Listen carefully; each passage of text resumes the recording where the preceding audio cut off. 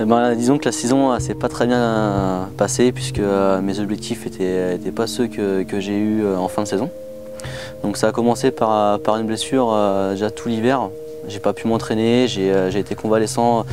J'ai commencé la première course de l'année en Bulgarie en me blessant. Donc je me suis cassé l'omoplate qui m'a laissé sans moto pendant 3 mois. Donc 3 mois de plus les 3 mois que j'avais passé avant, ça faisait 6 mois sans moto. C'était vraiment le pire hiver en tout cas que j'ai eu et le pire début de saison que je pouvais avoir.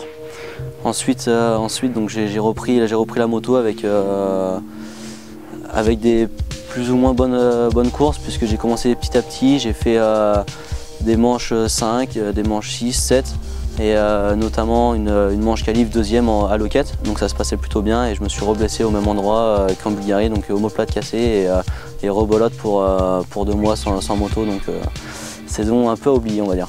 Disons qu'en fait c'était pas la première saison que ça se passait comme ça fait quand même 2 ans que j'enchaînais ces blessures un peu et ce manque d'entraînement. Donc mentalement c'est très dur à gérer, on ne sait pas trop comment revenir des blessures. Maintenant après toutes ces blessures je sais à peu près comment faire et ce qu'il ne faut pas c'est brûler les étapes, c'est revenir doucement des blessures.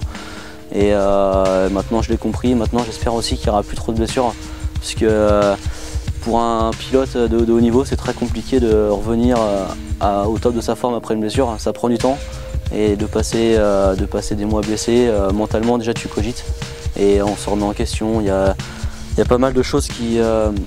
on a beau avoir la vitesse de prouver sur quelques courses qu'on a la vitesse et pourquoi pas le talent. Les gens ils veulent aussi la régularité du résultat. Moi c'est ce qui m'a manqué ces dernières années, donc j'ai eu un peu de mal à trouver un guidon. Malgré tout le guidon que j'ai eu c'est celui que je voulais, c'est avec Bud Racing, donc j'ai signé pour 2012, je suis très content d'être avec eux. On a passé un bon hiver, donc pour ça j'en suis content. Maintenant voilà, comme je disais juste avant, faut plus de blessures, prouver que le talent je l'ai, la vitesse je l'ai et que la régularité je peux l'avoir. Eh bien, je pense que Valentin recherchait auprès du team Bud Racing une équipe autour de lui.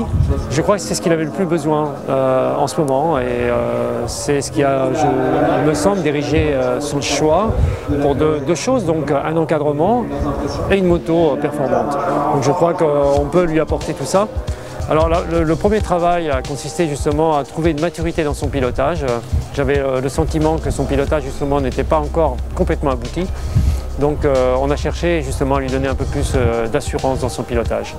Et voilà, c'est ce qu'on a fait cet hiver. Maintenant, je veux dire, c'est encore trop tôt pour savoir et connaître les résultats. Mais moi je le vois à l'entraînement. Je sais qu'avec les conditions, on a beaucoup roulé dans le sable.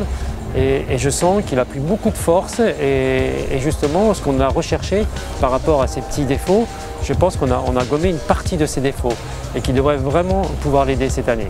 Mais j'ai entendu beaucoup de choses sur mon entraîneur Jacques Vimon et donc tout ce que j'ai entendu c'était qu'il nous faisait faire beaucoup trop de sport et qu'on allait être fatigué et tout, alors que en fait je pense que ce qu'il nous fait faire c'est une bonne chose. Hein.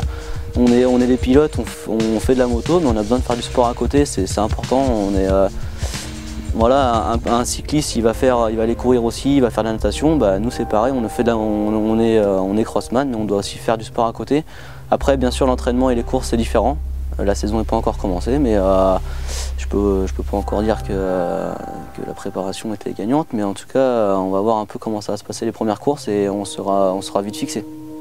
Faut savoir que toutes les motos sont quand même différentes, hein, qu'on les prenne soit préparées soit d'origine. Pour moi, Kawasaki, j'avais déjà roulé avec en 2007, donc je connaissais la moto. Bon, elles ont évolué avec les années bien sûr, mais c'est une moto avec laquelle je me plaisais. Et je me suis vraiment vite réadapté à cette moto. Et en plus de ça, la moto du team, on a une super préparation, elle marche bien. Et puis en plus, elle me convient bien au pilotage. Bon, en fait, le choix de Valentin s'est porté assez naturellement. Déjà d'un parce qu'on a décidé de se reconcentrer sur le MX2 cette année avec des jeunes. Donc Valentin faisait partie de nos meilleurs pilotes. Il est français, donc on voulait vraiment se focaliser sur des Français pour faciliter le travail. Et puis voilà. Et donc on a parlé un petit peu avec Valentin vite fait. Il n'est pas très loin de notre région. C'est assez facile pour travailler avec lui parce qu'à 4 heures de route, il peut se rendre facilement au SGO. Et on a vite trouvé un accord, il était motivé pour travailler avec nous aussi, intéressé. Donc ça s'est fait assez naturellement. Et, entre Valentin et Dylan, je pense qu'on a une bonne équipe de jeunes et on est assez contents.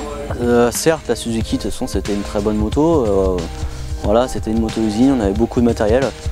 Et j'ai été notamment aussi, on va dire, assez surpris en montant sur la 250 kW de Bode Racing, puisque bon, la puissance, j'ai pas trouvé de manque.